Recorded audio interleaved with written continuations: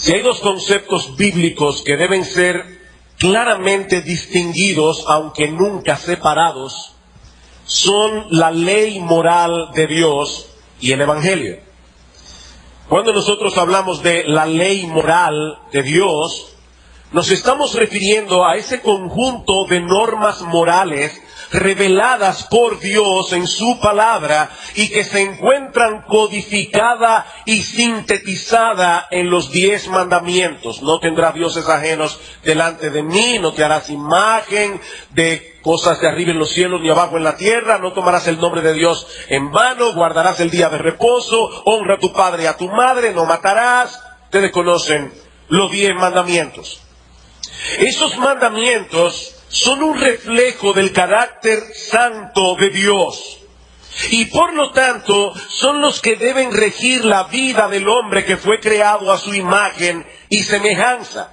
Así que lejos de ser una camisa de fuerza, esas normas morales son perfectamente santas, perfectamente justas y perfectamente buenas, como dice Pablo en Romanos capítulo 7, versículo 12. Por eso alguien ha dicho que los 10 mandamientos son 10 amigos que Dios nos ha dado para guiarnos por el camino correcto. Y noten que no son 10 sugerencias, son 10 mandamientos. Mandamientos que Dios nos ha dado para nuestro bien. El problema es que nosotros somos pecadores y no podemos llenar la medida de lo que ese estándar moral requiere. Y la ley tampoco nos provee los recursos espirituales que necesitamos para poder hacerlo. De manera que la ley nos guía por el camino correcto, pero no nos provee el combustible que necesitamos para transitar por esa vía. Usando un ejemplo que citamos hace unas semanas atrás, podemos decir que la ley moral es el GPS de Dios. La ley moral es el GPS de Dios. Nos dice por dónde debemos ir, pero no nos lleva a ningún lado. Alguien dijo en cierta ocasión, la ley tiene poder para revelar, pero no para rescatar. La ley tiene poder para revelar, pero no para rescatar. ¿Qué nos revela la ley? Bueno, nos revela el carácter santo de Dios, nos revela lo que Él requiere de nosotros como criaturas hechas a su imagen y semejanza, pero también nos revela lo lejos que estamos de esas normas divinas. Y es allí precisamente donde entra en juego el Evangelio. El Evangelio. Mientras la ley nos dice lo que debemos hacer y que no podemos hacer, el Evangelio es la buena noticia de lo que hizo Dios. La ley nos dice lo que nosotros debemos hacer. El Evangelio, es la buena noticia de lo que ya Dios hizo a nuestro favor a través de la persona y la obra redentora de nuestro Señor Jesucristo. Él cumplió perfectamente la ley de Dios a nuestro favor, pero al mismo tiempo murió en la cruz del Calvario en lugar de todos aquellos pecadores culpables a los que Él vino a salvar. Por eso alguien decía muy sabiamente que Cristo no solo murió por nosotros, Él también vivió por nosotros. Y eso es importante. Cristo no solo murió por nosotros, Él vivió por nosotros. La vida perfecta de Cristo durante toda su vida terrenal fue de una obediencia perfecta a la ley de Dios en todos sus acápites. Y cuando nosotros nos convertimos a Cristo, esa justicia perfecta de Cristo es puesta en nuestra cuenta por medio de la fe. Esa es la buena noticia del Evangelio. Y en base a esa obra de redención, ahora el Evangelio anuncia salvación completa y, óyeme bien, mi amigo, gratuita. Para todo aquel que cree, no para todo aquel que trata de obedecer los 10 mandamientos. No es así que nadie se va a salvar. Nadie va a llegar al cielo por querer guardar los 10 mandamientos. Eso es sencillamente imposible. La salvación es por gracia, por medio de la fe. Es un regalo de Dios para todos aquellos que se despojan de su decencia personal, de su moralidad y confían únicamente en la persona y la obra de nuestro Señor Jesucristo. Es por eso que Pablo dice en Romanos capítulo 3, versículos 27 y 28. Escuchen este texto, dice Pablo, luego de haber explicado que la salvación es por gracia, por medio de la fe, dice Pablo, ¿dónde pues está la jactancia? ¿Puede acaso alguno aquí jactarse de ser cristiano? ¿O jactarse de que va camino al cielo? Por supuesto que no, dice Pablo. Esa jactancia queda excluida, no tiene lugar en la vida del cristiano. ¿Por cuál ley, se pregunta Pablo, queda esa jactancia excluida? ¿Por la de las obras? No, dice él, sino por la ley de la fe. Concluimos pues que el hombre es justificado, es decir, declarado inocente, declarado no culpable, declarado justo en el tribunal de Dios por la fe, sin las obras de la ley. Por la fe, sin las obras de la ley. De hecho, mi amigo, déjame decirte algo. La Biblia dice, en Gálatas capítulo 3, versículo 10, que cualquier persona que esté tratando de llegar al cielo, obedeciendo los 10 mandamientos, está bajo maldición. Porque escrito está, maldito todo aquel que no permaneciere en todas las cosas escritas en el libro de la ley para hacerlas. Tú mentiste esta semana. Ya eso fue suficiente para condenarte. Y seguro que has mentido muchísimas veces a lo largo de toda tu vida. Nadie se puede salvar obedeciendo la ley. Ahora bien, ¿cuál es la relación del cristiano con esa ley moral de Dios una vez hemos sido salvados por gracia? Una vez hemos venido a Cristo en arrepentimiento y fe, ¿qué papel juega la ley? ¿Sigue siendo la ley moral de Dios el GPS del cristiano, que nos guía por el camino que agrada a Dios, o Jesucristo vino a traer un GPS diferente? Sobre todo en lo tocante al cuarto mandamiento, que es el tema que estamos estudiando aquí. Bien, para responder esta pregunta, lo primero que vamos a hacer en esta mañana es ubicar el ministerio y la obra de Cristo en el contexto del nuevo pacto, para luego ver qué papel juega el cuarto mandamiento en la obra redentora de Cristo. Vayamos por un momento a Jeremías capítulo 31. Libro del profeta Jeremías capítulo 31. Jeremías capítulo 31, versículos 31 al 34. Dice así la palabra de Dios. He aquí que vienen días, dice Jehová, en los cuales haré nuevo pacto con la casa de Israel y con la casa de Judá. No como el pacto que hice con sus padres el día que tomé su mano para sacarlos de la tierra de Egipto, porque ellos invalidaron mi pacto, aunque fui yo un marido para ellos, dice Jehová. Pero este es el pacto que haré con la casa de Israel después de aquellos días. Daré mi ley en su mente y la escribiré en su corazón, y yo seré a ellos por Dios y ellos me serán por pueblo. Y no enseñará más ninguno a su prójimo, ni ninguno a su hermano, diciendo, conoce a Jehová, porque todos me conocerán. Es decir, todos los que estén incluidos dentro de ese nuevo pacto, desde el más pequeño de ellos hasta el más grande, dice Jehová, porque perdonaré la maldad de ellos y no me acordaré más de su pecado. A través de la historia de la redención, Dios se ha relacionado con el hombre a través de pactos.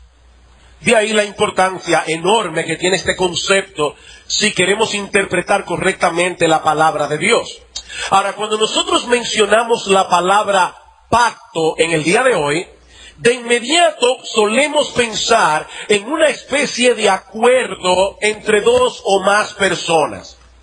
Por ejemplo, recientemente hubo un pacto político entre dos precandidatos de uno de los partidos mayoritarios de República Dominicana. Se reunieron en un lugar y acordaron ciertas cosas. Así que en la mente de la mayoría, y si se cumple o no el pacto, y eso es otra cosa, pero en la mente de la mayoría, un pacto es un acuerdo al que llegan dos o más personas. Esto es lo que te corresponde a ti en el pacto, esto es lo que me corresponde a mí. Sin embargo, cuando nosotros vamos a la Biblia, encontramos en ella una definición diferente de pacto. La Biblia le llama pacto a una promesa sobre la cual se interpone un juramento.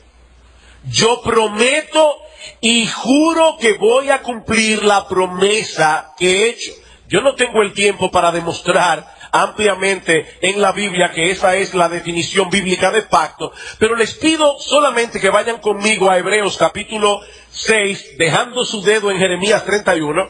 Vamos a Hebreos capítulo 6, pero sigan marcando Jeremías porque volveremos allí.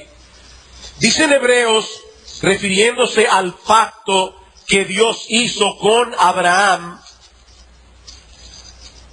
versículo 13, dice, porque cuando Dios hizo la promesa a Abraham, no pudiendo jurar por otro mayor, juró por sí mismo. Ven ustedes allí las dos palabras claves del pacto, promesa y juramento.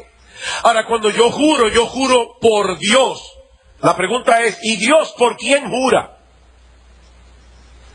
Dios no puede jurar por nadie más grande que Él, porque Él es el más grande. Así que dice la Biblia que cuando Dios entró en pacto con Abraham, le hizo una promesa y juró por sí mismo. Dios juró por sí mismo, no pudiendo jurar por otro mayor, diciendo, versículo 14, de cierto te bendeciré con abundancia y te multiplicaré grandemente. Y habiendo esperado con paciencia, alcanzó la promesa, porque los hombres ciertamente juran por uno mayor que ellos. Y para ellos el fin de toda controversia es el juramento para confirmación. Por lo cual, queriendo Dios mostrar más abundantemente a los herederos de la promesa la inmutabilidad de su consejo, es decir, que Él no se iba a echar para atrás de lo que le estaba prometiendo a Abraham, pasara lo que pasara, Dios interpuso juramento, juró Dios, para que por dos cosas inmutables, en las cuales es imposible que Dios mienta, su palabra y su juramento, tengamos un fortísimo consuelo los que hemos acudido para asirnos de la esperanza puesta delante de nosotros. Así que un pacto es una promesa sobre la cual se añade un juramento. Si Dios dice en Jeremías capítulo 31 que Él va a inaugurar, va a introducir un nuevo pacto, nosotros tenemos que pensar en promesas juradas. Dios está prometiendo un nuevo pacto basado en mejores promesas que las que Él prometió en el antiguo pacto, el que Dios hizo con el pueblo de Israel en los días de Moisés. Ahora bien, si ustedes miran con atención una vez más el texto de Jeremías 31, se van a dar cuenta de que ese nuevo pacto gira en torno a una promesa central, una, de la cual se derivan otras tres. Vean nuevamente el versículo 33. Pero este es el pacto que haré con la casa de Israel después de aquellos días, dice Jehová. Daré mi ley en su mente y la escribiré en su corazón. Esa es una promesa. Yo seré a ellos por Dios y ellos me serán mi pueblo. Esta es otra promesa. Y no enseñará más ninguno a su prójimo, ni ninguno a su hermano diciendo conoce al Señor, porque todos me conocerán desde el más pequeño de ellos hasta el más grande, dice el Señor. Esa es otra promesa. En el pueblo de Israel, en el antiguo pacto, muchos judíos no conocían al Señor. Ellos se beneficiaban del antiguo pacto, pero ellos no conocían al Señor, eran incrédulos. En el nuevo pacto no es así. En el nuevo pacto todos los que pertenecen al pueblo de Dios conocen al Señor, desde el más pequeño hasta el más grande. Pero ahora noten al final del versículo 34, porque perdonaré la maldad de ellos y no me acordaré más de sus pecados. Promesa, promesa, promesa, y ahora, ¿por qué se van a cumplir esas promesas? Porque Dios se va a olvidar de nuestros pecados, porque Dios hará una obra a través de la cual todos nuestros pecados serán borrados. Mis hermanos, yo vuelvo a repetir lo que decía hace un momento. Todo lo que la ley exige del hombre es santo, es justo, es bueno. Dios no es un matagozo cósmico que está en el cielo prohibiendo todo lo que nos gusta. No, Dios es un Padre amante que nos guía por el camino que nos conviene. Sin embargo, nosotros no podemos ni queremos obedecer esa ley porque somos pecadores. Así que el problema no está en la ley moral de Dios, el problema está en nuestros pecados. De hecho, noten que eso fue lo que hizo necesario que Dios introdujera un nuevo pacto. Versículo 31 otra vez. He aquí que vienen días, dice Jehová, en los cuales haré nuevo pacto con la casa de Israel y con la casa de Judá. No como el pacto que hice con sus padres, con Moisés, el día que tomé su mano para sacarlo de la tierra de Egipto. ¿Por qué? Porque ellos invalidaron mi pacto. Aunque fui yo un marido para ellos, dice el Señor. El antiguo pacto hizo evidente la impotencia del hombre para obedecer a Dios en sus propias fuerzas. En el mismo libro de Jeremías, él se pregunta, ¿mudará el etíope su piel y el leopardo sus manchas? ¿Ustedes creen, niños, que si ustedes van al zoológico y llevan una buena funda de ace y amansan al leopardo para que no les haga daño, ustedes comienzan a restregar las rayas que tiene el leopardo, ¿ustedes creen que el leopardo se va a volver blanco? No, de ninguna manera. Las manchas del leopardo no se pueden quitar, están adheridas a la piel, son parte de la piel. Y se pregunta a Dios, ¿mudará el etíope su piel y el leopardo sus manchas? Así también podréis vosotros hacer el bien, estando habituados a hacer el mal. El hombre no quiere ni puede obedecer a Dios. Pero en vez de dejarnos en esa condición tan deplorable, Dios promete hacer algo extraordinario. Llevar a cabo un plan de redención por medio del cual todos nuestros pecados sean perdonados. Y es interesante notar, obviamente yo no puedo hacer ese ejercicio hoy aquí, pero es interesante notar que en todo el libro de Jeremías, el pecado, esa palabra que está muy poco de moda en el día de hoy, excepto en los menús. O sea, cuando usted está a dieta dice, este chocolate es una tentación. Ya la tentación y el pecado se definen en torno a la dieta, no en torno a la ley moral de Dios. Pero en el libro de Jeremías, cuando ustedes ven cómo él define la palabra pecado, cómo él define la palabra iniquidad, otra palabra pasada de moda, se van a dar cuenta que todas las veces, vez tras vez, es en relación a los 10 mandamientos. Pecado es infracción de la ley. Cuando la Biblia dice que Dios perdonará nuestros pecados, ¿saben qué es lo que está diciendo? Que Dios va a perdonar todas las veces que nosotros hemos violado cualquier acápite de los 10 mandamientos. En cualquier forma. Más adelante, la Biblia nos enseña cómo fue que Dios hizo eso posible. sin dejar de ser justo.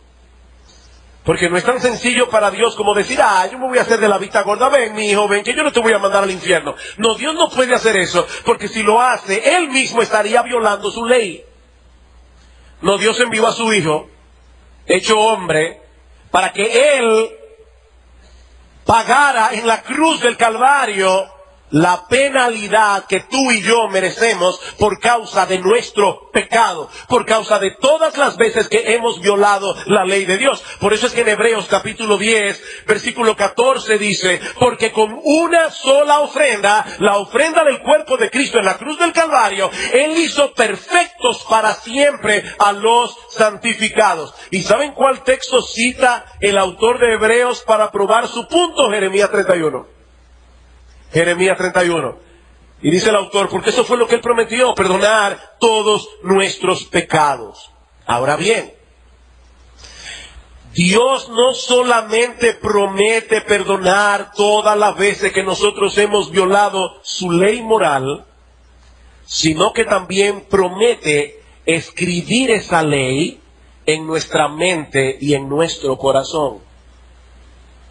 En otras palabras, Dios promete en el nuevo pacto transformarnos de tal manera en nuestro ser interior que tengamos el impulso, el deseo y la capacidad de obedecer esa ley moral.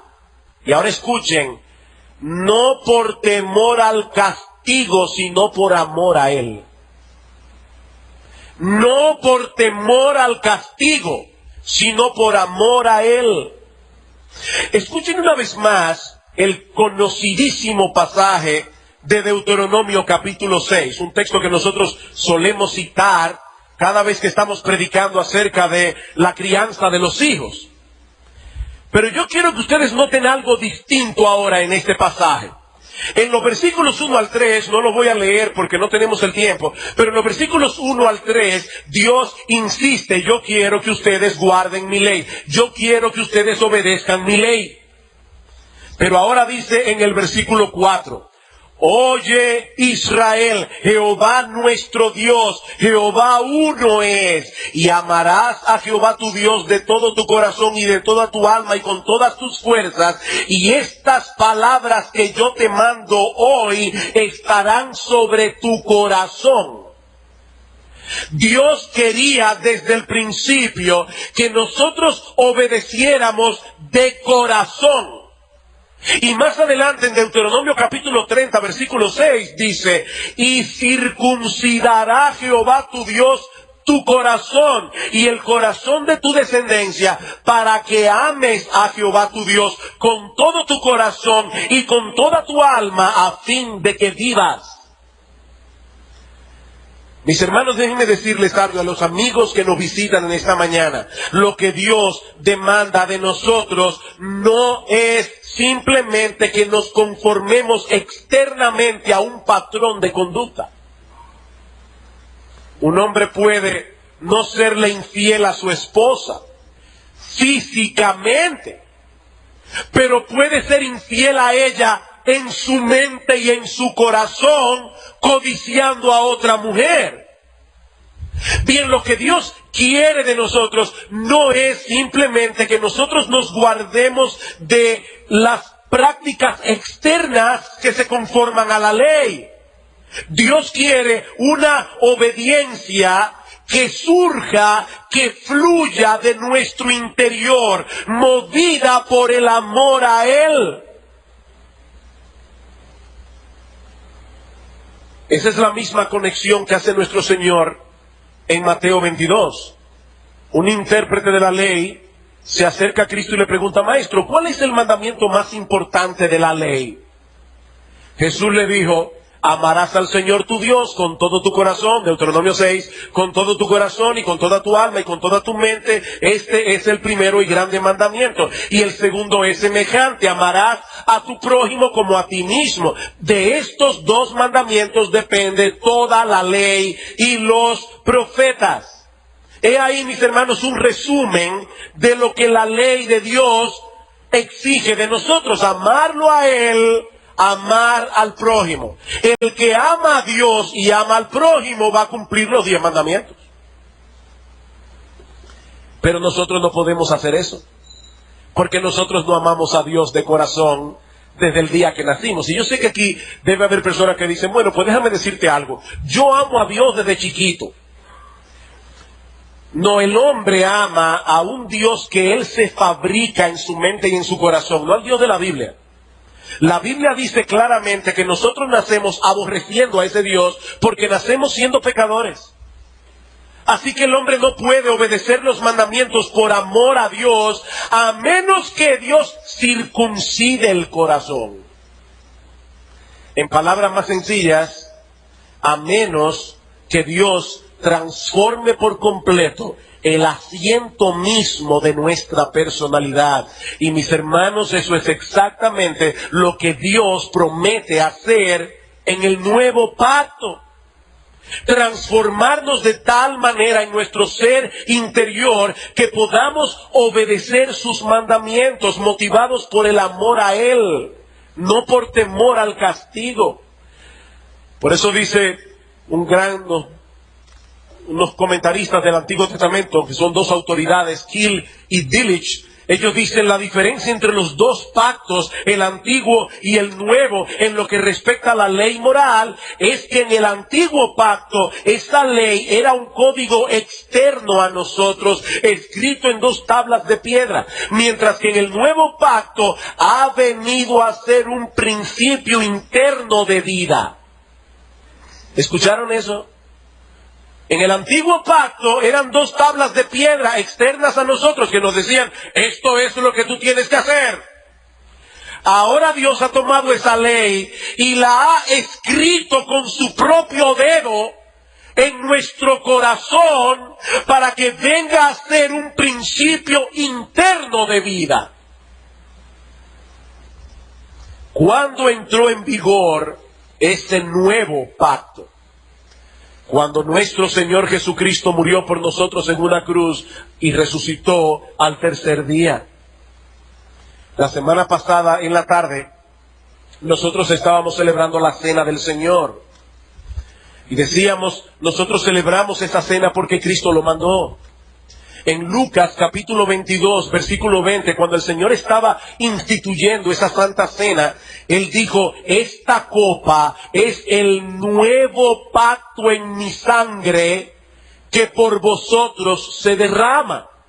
Y el texto paralelo dice, sangre que fue derramada para perdón de nuestros pecados. ¿Ven la conexión ahí? Nuevo pacto, perdón de los pecados. Cristo murió en nuestro lugar en la cruz del Calvario para pagar nuestra deuda con la justicia divina y para hacer posible la transformación de todo nuestro ser de tal manera que ahora podamos amar a Dios y obedecer sus mandamientos tal como fue prometido en el nuevo pacto. Juan capítulo 14. Juan capítulo 14.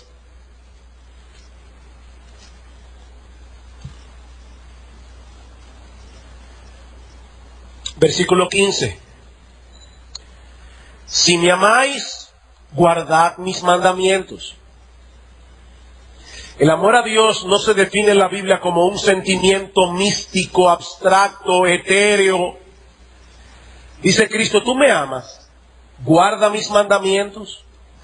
Versículo 18, no os dejaré huérfanos, vendré a vosotros. Ustedes recuerdan que una de las promesas del nuevo pacto es, yo estaré con ustedes, ustedes serán mi pueblo y yo seré vuestro Dios. Dice Cristo ahora, no os dejaré huérfanos, vendré a vosotros. Todavía un poco y el mundo no me verá más, pero vosotros me veréis, porque yo vivo, vosotros también viviréis. En aquel día vosotros conoceréis que yo estoy en mi Padre y vosotros en mí, y yo en vosotros. La promesa del nuevo pacto El que tiene mis mandamientos y los guarda, ese es el que me ama, y el que me ama será amado por mi Padre, y yo le amaré y me manifestaré a él. Le dijo Judas, no el Iscariote: Señor, ¿cómo es que te manifestarás a nosotros y no al mundo? Respondiendo Jesús le dijo: el que me ama mi palabra guardará, y mi Padre le amará, y vendremos a él y haremos morada con él. El que no me ama no guarda mis palabras, y la palabra que habéis oído no es mía,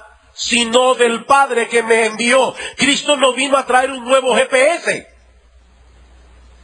Dice Cristo claramente: esas palabras no son mías, son del Padre que me envió. Yo vine a hacer una obra de transformación en vuestros corazones para que ahora puedan con gusto, con gozo, con deleite obedecer mi voluntad. Por eso en Mateo 28, antes de partir al cielo, Cristo dijo: toda potestad me es dada en los cielos y en la tierra, por tanto id y haced discípulos a todas las naciones, bautizándolos en el nombre del Padre y del Hijo y del Espíritu Santo, y enseñándoles que guarden todas las cosas que yo os he mandado. Ven una vez más la presencia de Cristo y la ley escrita en el corazón. Ahora bien,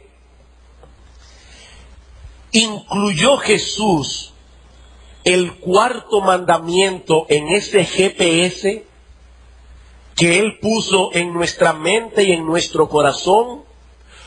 ¿O solo ratificó 9 de los 10 mandamientos? Algunos dicen que el GPS de Cristo no es otra cosa que su mandato a que nos amemos unos a otros. No el decálogo, el que nos amemos unos a otros. Pero eso no resuelve el problema. En Romanos capítulo 13, escuchen lo que dice el apóstol Pablo allí. Romanos capítulo 13, versículo 8. No debáis a nadie nada, sino el amaros unos a otros, porque el que ama al prójimo ha cumplido la ley. ¿Cuál ley? Porque no adulterarás, no matarás, no hurtarás, no dirás falso testimonio, no codiciarás. Los mandamientos del decálogo, y para que no haya duda, y cualquier otro mandamiento, en esta sentencia se resume: amarás a tu prójimo como a ti mismo. El amor no hace mal al prójimo, así que el cumplimiento de la ley es el amor. Yo no tengo ningún problema en decir que el GPS de Cristo es: ámense unos a otros, siempre y cuando entendamos que el amarnos unos a otros, lo que implica en la práctica es cumplir al favor del otro los 10 mandamientos. Eso me lleva a nuestro segundo encabezado: la enseñanza y comportamiento de Jesús en lo tocante al día de reposo.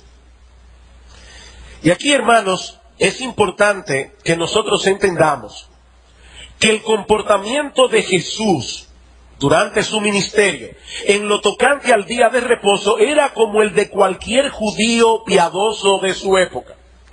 Exceptuando el hecho de que Cristo no se sometió a ninguna de las regulaciones impuestas por los maestros religiosos de Israel en lo tocante al cuarto mandamiento. Y eso provocó más de una vez confrontación entre Cristo y los fariseos. Nosotros encontramos constantemente en los evangelios a los fariseos confrontando al Señor y a los discípulos por la manera como ellos guardaban el día de reposo.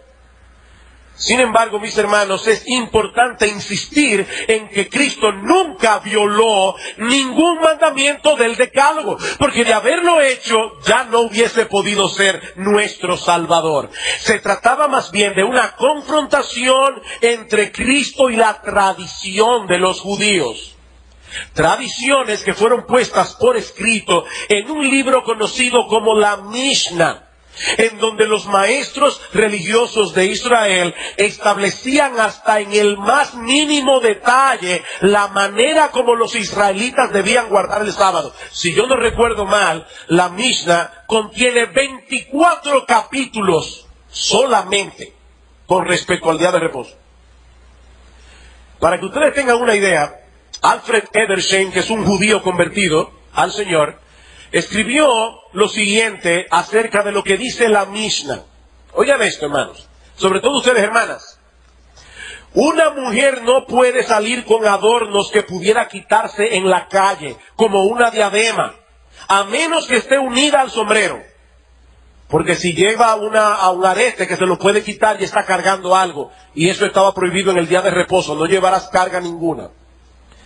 Tampoco puede llevar un collar o un anillo en la nariz, ni alfileres en el vestido. La razón de esta prohibición de ornamentos era que en su vanidad las mujeres podían quitárselo para mostrárselo a sus amigas.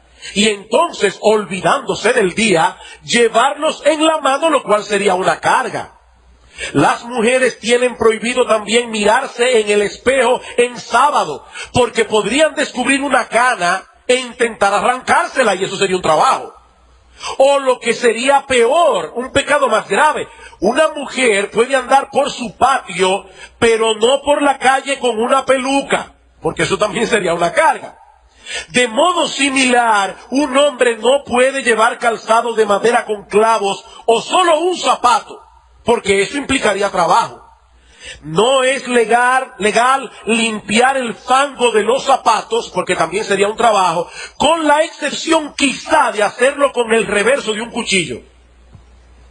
De modo similar, una persona podía ir con la oreja vendada, pero no con dientes postizos. Si se caía el vendaje de la oreja, no podía ser reemplazado. Esto era tan bárbaro que los rabinos hasta se llegaron a preguntar si era legítimo que un padre cargara a su hijo en sábado. Gracias al Señor llegaron a la conclusión de que sí. Aún en el caso supuesto, oigan esto, así lo dice la ley de ellos, no la de la Biblia, aún en el caso supuesto de que el niño tuviera una piedra en la mano, aún así. De manera que cuando los fariseos confrontaban a Cristo, no era porque hubiese violado la ley de Moisés, era por no adherirse a todas esas tradiciones humanas que ellos habían añadido a la ley. Vayan conmigo al Evangelio de Marcos, capítulo 2.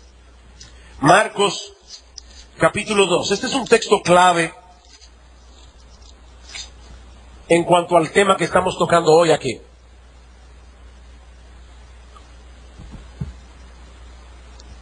Aconteció, versículo 23, aconteció que al pasar él por los sembrados un día de reposo, sus discípulos andando comenzaron a arrancar espigas. Entonces los fariseos le dijeron, mira, ¿por qué hacen en el día de reposo lo que no es lícito? Pero él les dijo, ¿nunca leísteis? Yo me imagino la rabia que tenía que darle esto a los escribas y fariseos. Ellos eran supuestamente expertos en la ley. Y Cristo les dice, ¿ustedes nunca leyeron eso? ¿Nunca leísteis lo que hizo David cuando tuvo necesidad y sintió hambre, él y los que con él estaban? ¿Cómo entró en la casa de Dios, siendo Abiatar sumo sacerdote, y comió los panes de la proposición, de los cuales no es lícito comer, sino a los sacerdotes, y aún dio a los que con él estaban? También les dijo, el día de reposo fue hecho por causa del hombre, y no el hombre por causa del día de reposo. Por tanto, el Hijo del Hombre, él, es Señor aún del día de reposo. Los discípulos pasan por un campo en el día de reposo. Comienzan a arrancar espigas para comerlas. Y ahí vienen los fariseos. Porque de acuerdo a la enseñanza de los rabinos, arrancar espigas para comer era cosechar. Y cosechar estaba prohibido en el día de reposo. La defensa de Cristo consta de varias partes. En primer lugar, les demuestra por la misma Biblia que en casos de necesidad las leyes ceremoniales debían ser puestas a un lado. El día de reposo tenía leyes ceremoniales atadas a él. Y esas leyes ceremoniales, dice Cristo, pueden ser puestas a un lado cuando la vida de un hombre está en juego. Así que aunque fuese cierto que en la ley ceremonial se hubiese incluido un mandamiento específico con respecto a arrancar espigas y comérselas, lo cual no era cierto, pero si fuera cierto, la vida de un hombre está por encima de esas ceremonias. Versículo 25. ¿Nunca leísteis lo que hizo David cuando tuvo necesidad y sintió hambre, y los que con él estaban, como entró en la casa de Dios, siendo Abiatar sumo sacerdote, y comió los panes de la proposición, de los cuales no es lícito comer, sino a los sacerdotes, y aún dio a los que con él estaban. La historia que cita el Señor aquí se encuentra en 1 Samuel, capítulo 21, versículos 1 al 6. David está huyendo por su vida porque se enteró por Jonatán que su padre Saúl quería matarlo. Al tener que salir apresuradamente, junto con el pequeño grupo que le seguía, sale sin comida y sin armas para defenderse. En esa condición llegaron a la aldea de Nob, donde se encontraba sirviendo el sacerdote Abiatar. Pero la única comida disponible eran los panes que habían sido consagrados para la proposición. Y según la ley ceremonial, ese pan solo podía ser comido por los sacerdotes. Ese fue el problema que se presentó en el tiempo de David. ¿Qué hizo Abiatar? Dice en el versículo 6 de 1 Samuel 21, escuchen este detalle, que el sacerdote le dio el pan sagrado porque allí no había otro pan sino los panes de la proposición, los cuales habían sido quitados de la presencia de Jehová para poner panes calientes el día que aquellos fueron quitados. Este detalle que el texto incluye es sumamente importante. El pan de la proposición acababa de ser removido. Lo interesante es que eso solo ocurría en día de reposo. Así que debemos deducir por implicación que David estaba huyendo por su vida en sábado. Así que existe cierto paralelismo entre lo que ocurrió con David en aquella ocasión y lo que ocurrió con Cristo y sus discípulos en esta otra ocasión.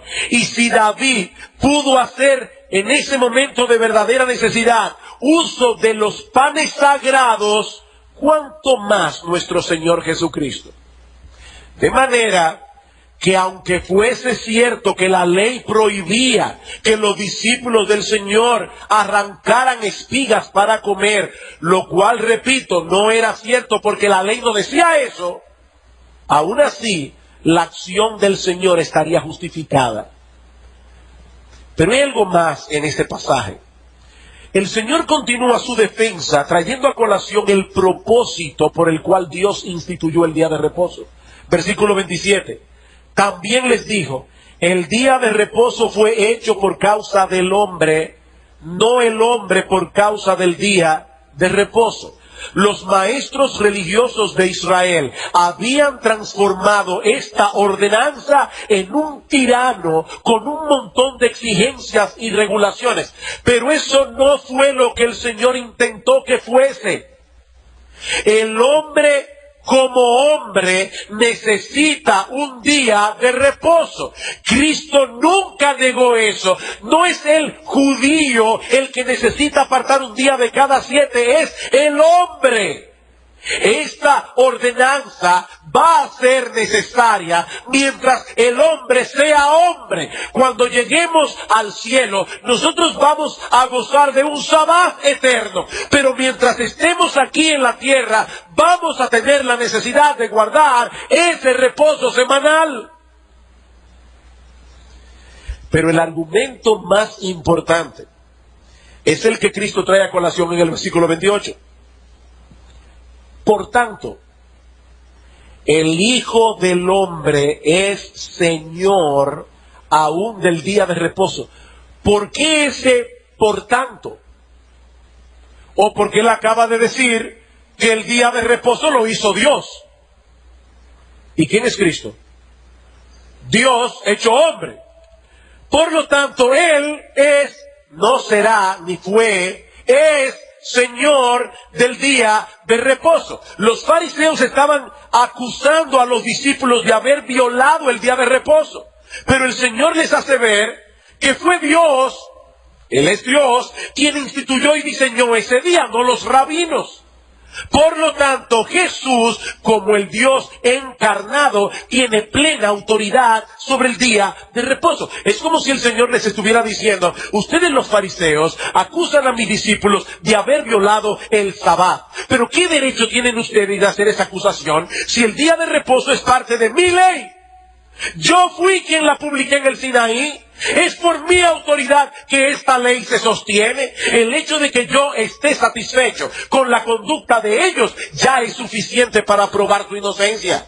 Yo los vi arrancar las espigas, yo los vi comérselas, yo no los reprendí, ni se los prohibí. Y si yo no hice tal cosa, ustedes tampoco pueden hacerlo, porque yo soy Señor del día de reposo.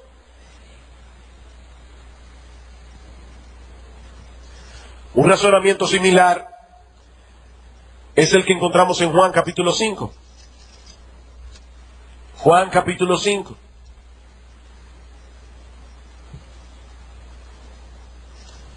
Jesús acaba de sanar a un paralítico en sábado. Y dice en el versículo 16: y por esta causa los judíos perseguían a Jesús y procuraban matarlo, porque hacía estas cosas en el día de reposo.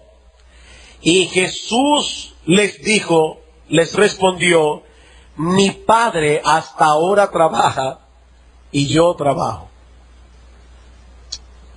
A mí me fascina ver la sabiduría del Señor en acción. Es algo que me encanta. Mis hermanos, ¿cómo se defendió Cristo de esta nueva acusación? La respuesta de Cristo es más o menos esta: aunque el día de reposo fue instituido una vez terminada la obra de creación, mi Padre ha continuado trabajando y yo también. De paso, este argumento no tiene mucho sentido si el día de reposo no fue instituido en Génesis 2. Porque él está yendo a la creación y dice: desde aquel momento, aunque ya Dios había establecido el día de reposo, mi Padre ha continuado trabajando y yo también. Dios cesó su obra creadora el séptimo día, pero la gran maquinaria del universo ha continuado funcionando. En el día de reposo el sol sale y se pone, lo mismo que en el resto de la semana. Las hierbas crecen, los ríos corren, la sangre circula por las venas, y Dios está atento a cada uno de esos procesos. ¿Sabes una cosa, mi amigo? La única razón por la que tú estás sentado aquí en esta mañana, la única razón, es porque Dios tiene tu corazón en sus manos y lo está haciendo latir. Eso no late solo. Dios en su providencia está atento a su creación. Por lo tanto, dice Jesús, al hacer estas obras de sanidad en el día de reposo, en vez de estar violando el cuarto mandamiento, simplemente estoy haciendo lo mismo que mi Padre y yo hemos estado haciendo desde el principio de la creación. Y noten cómo hay una correspondencia aquí entre las obras y enseñanzas de Dios el Padre y las obras y enseñanzas de Dios el Hijo. Mi Padre hasta ahora trabaja y yo trabajo. El Señor estaba declarando que existe una perfecta unidad de mente, de voluntad y de operación entre el Padre y el Hijo. Versículo 19. Respondiendo entonces Jesús les dijo: de cierto os digo, no puede el Hijo hacer nada por sí mismo, sino lo que ve hacer al Padre, porque todo lo que el Padre hace también lo hace el Hijo igualmente.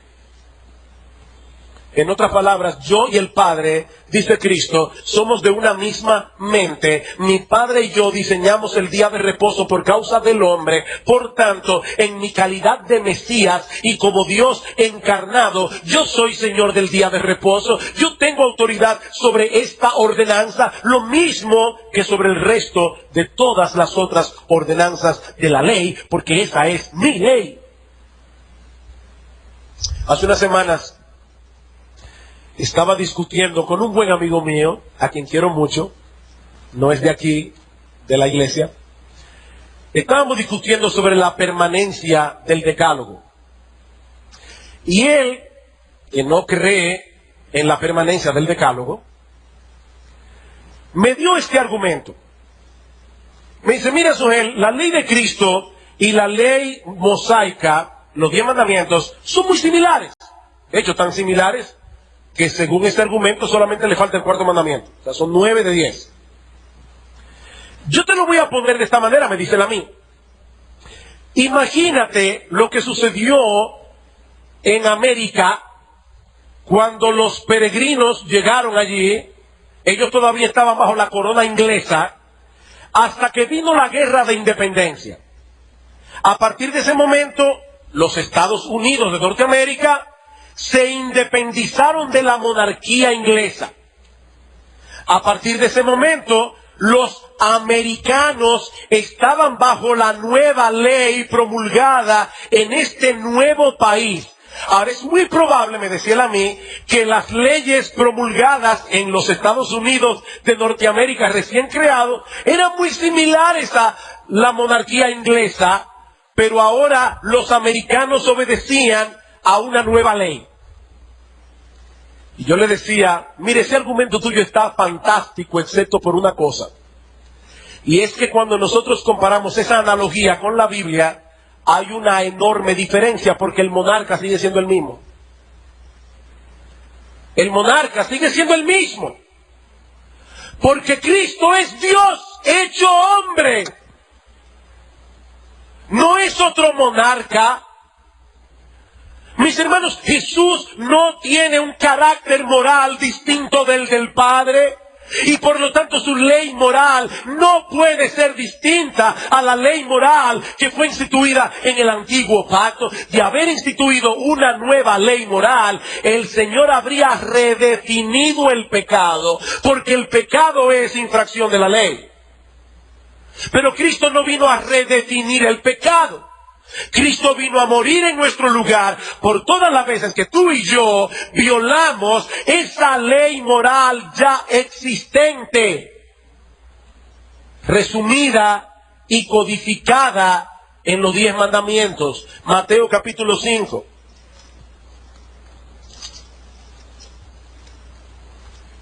Mateo capítulo 5. Versículo 17.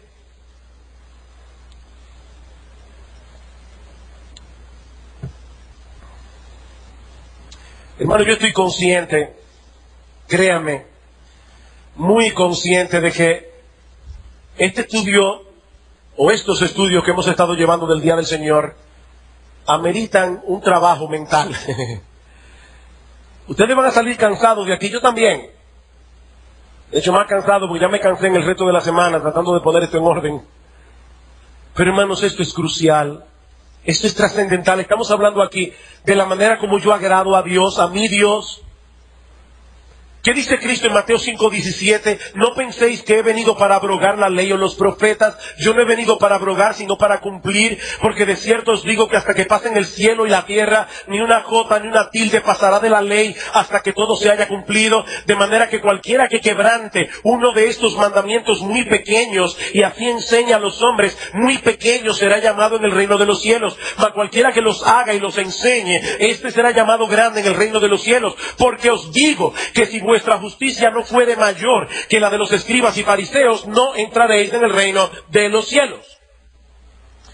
Este pasaje que yo acabo de leer en sí mismo amerita una serie de sermones solamente para explicar lo que dice ahí. Y yo no puedo hacer eso ahora.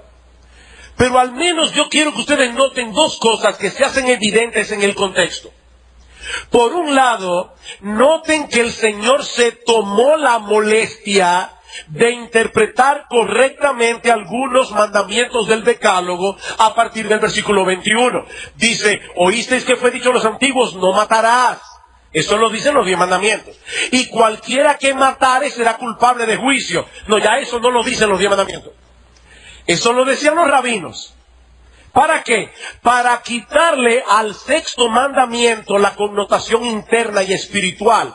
Cristo dice, pero yo os digo que cualquiera que se enoje contra su hermano será culpable de juicio. Y cualquiera que diga necio a su hermano será culpable ante el concilio. Y cualquiera que le diga fatuo, estúpido, imbécil, cabeza hueca, quedará expuesto al infierno de fuego.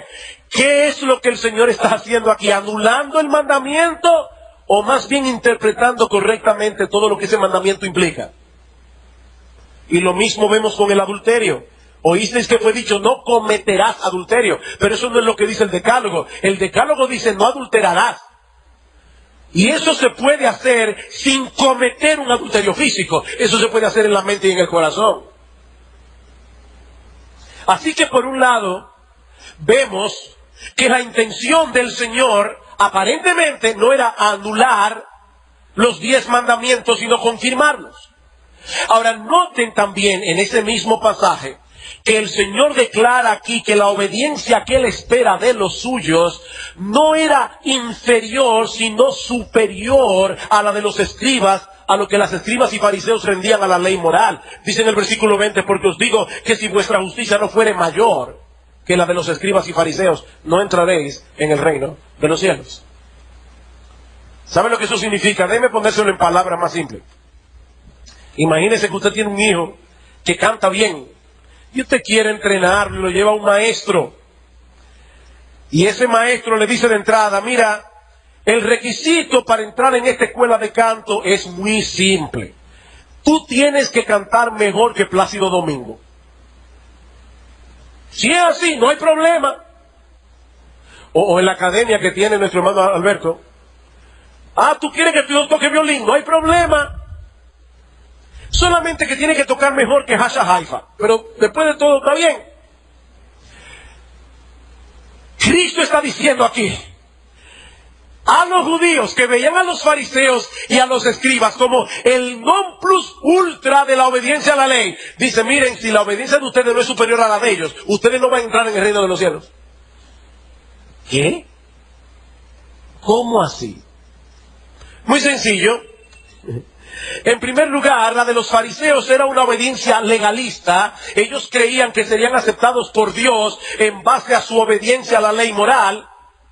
La obediencia que el Señor espera de los suyos es evangélica, motivada por el hecho de que ya fuimos aceptados por Dios de pura gracia. Es diferente. La de los fariseos era una obediencia externa.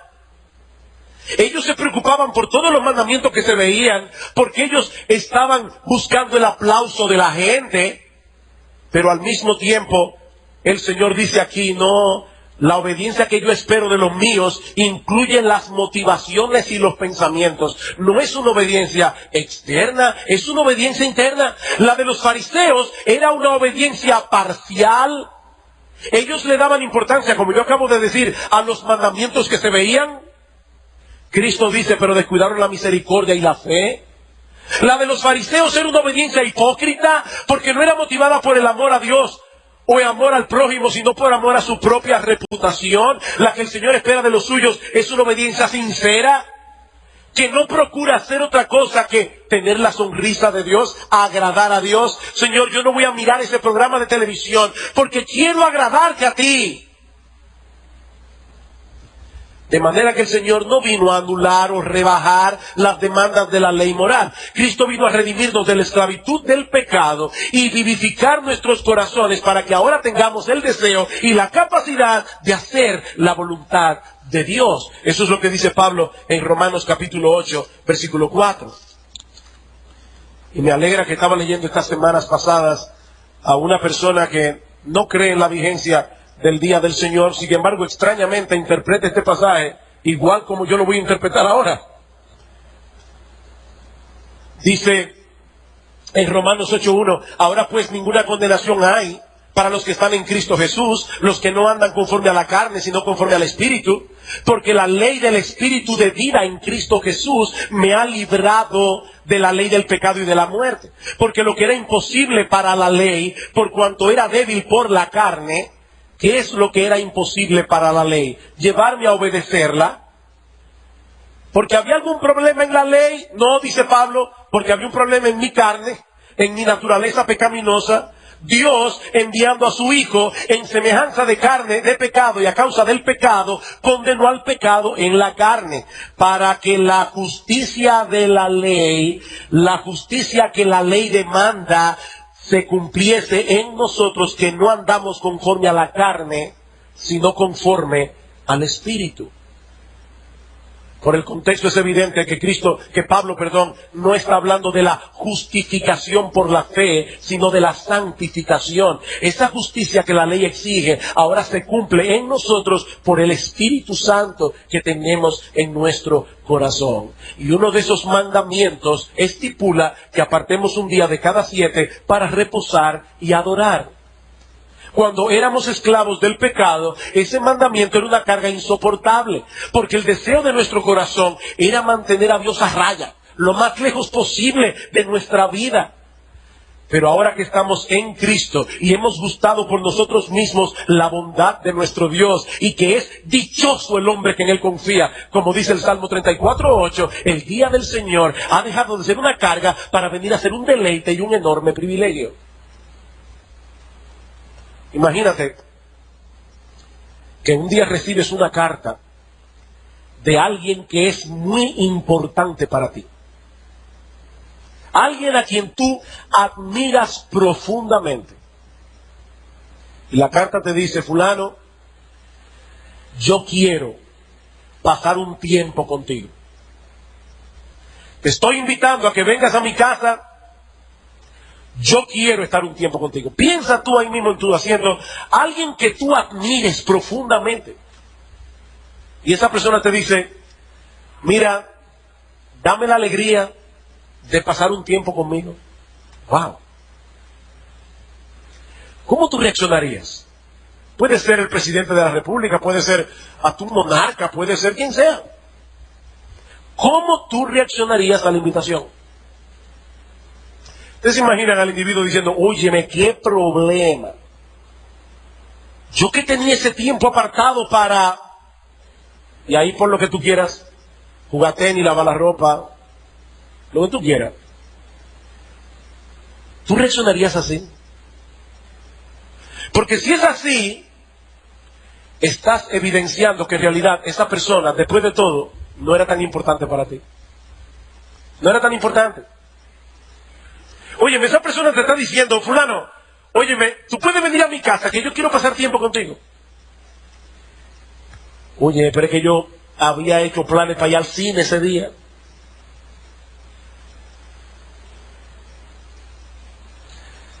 Mis hermanos, el Dios Todopoderoso, Creador de los cielos y de la tierra, Rey de reyes y Señor de señores, aquel que te amó de tal manera desde antes de la fundación del mundo, que te escogió para salvación y luego envió a su Hijo a morir por tus pecados, te está invitando a que te apartes de tus labores ordinarias para darle descanso a tu cuerpo y para tener comunión con Él, para recrear tu alma en su presencia.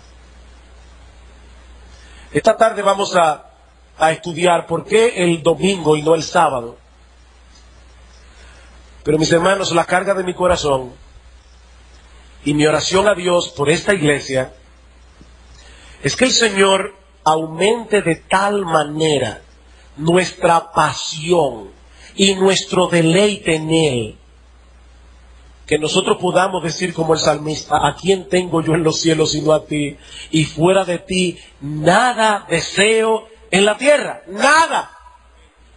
Mi corazón y mi carne desfallecen, mas la roca de mi corazón y mi porción es Dios para siempre. Mi amigo, si tú no conoces ese deleite, no es guardando los 10 mandamientos que tú vas a llegar al cielo. Es arrepintiéndote de tus pecados y confiando únicamente en ese Redentor que dio su vida en la cruz del Calvario, muriendo en lugar de todos aquellos pecadores culpables a los que Él vino a salvar. Y hoy ese Salvador anuncia salvación completa y gratuita únicamente por la fe. No deseches esa invitación que viene con el sello real del Dios del cielo. Vamos a orar. Padre, queremos darte gracias, oh Señor, porque pensar que desde antes de la fundación del mundo, tú tuviste en cuenta nuestro nombre. Señor, eso es algo que nosotros definitivamente no podemos entender. Como leí esta mañana, cuando Cristo estaba en la cruz del Calvario, te gritó: Dios mío, ¿por qué me has desamparado? Nosotros en esta mañana, desde el fondo de nuestro corazón gritamos: Dios mío, ¿por qué me has aceptado? Qué misterio, Señor, que tú quieras tener comunión con criaturas como nosotros. Alabamos tu nombre, Señor, bendecimos tu nombre, en Cristo nuestro Salvador. Amén.